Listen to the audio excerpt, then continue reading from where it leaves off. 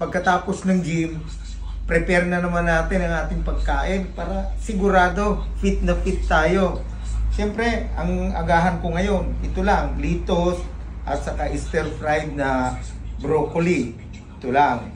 Pagkatapos, ang dagdag niyan, siyempre, gagawa ko ng protein shake. Ito, yung ating protein shake.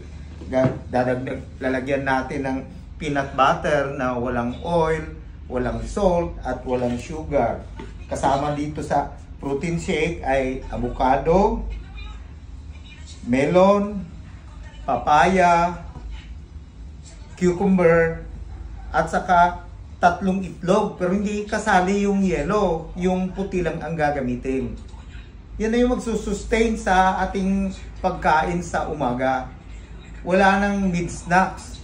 Kung gugutumin man mamaya, siyempre ang kakainin na lang, kakain na lang ng wheat bread at may palaman na peanut butter na yun pa rin, walang oil, walang sugar, walang salt, at saka itong ating litos, iyon ang palaman. Ganun lang yun kasimple. Okay guys, para fit and lean tayo, malakas tayo.